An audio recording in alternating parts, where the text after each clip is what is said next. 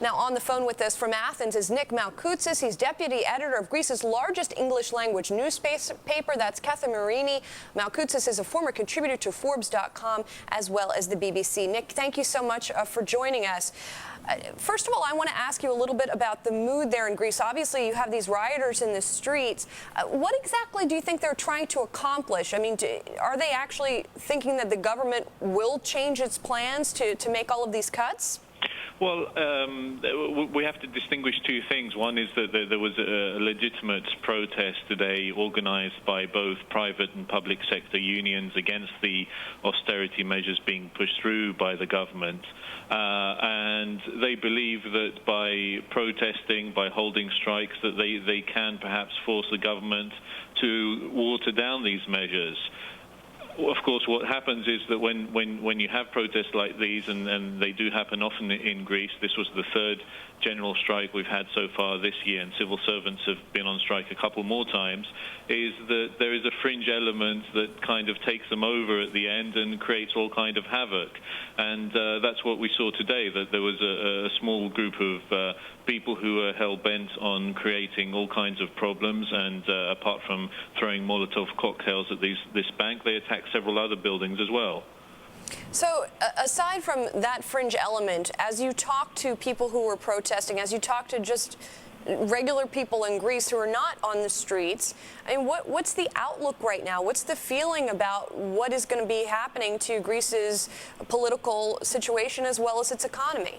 Well, as I'm sure you appreciate, the mood here is very somber at the moment, even before the deaths of these three innocent people. I think Greeks are very wary of the measures that are being put through at the moment.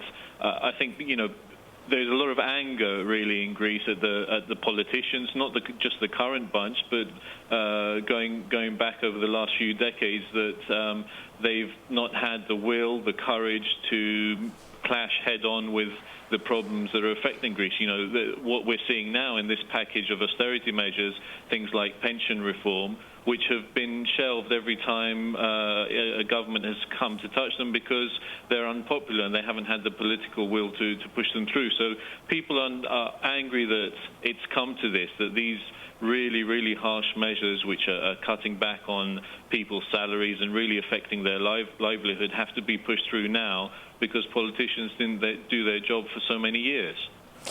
Now, there has been a little talk, Nick, by other people, by analysts, that perhaps the EU is not going to survive, that Greece might not continue as a part of it. What about the feeling inside of Greece about its participation in the European Union? Well, I think most Greeks would tell you that, okay, there are some negatives that come with the European Union, and we've seen some of that in terms of how reluctant the Eurozone members, and Germany in particular, have been to come to Greece's aid.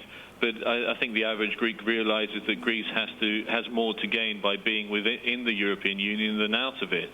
And now the focus really is on recovering the economy, seeing through this really tough period, and then trying to be sort of prosperous and happy within the European Union. There's no doubt, though, that Greece really is the canary in the mine shaft here. It's really created all kinds of problems that the EU has to deal with over the next few months.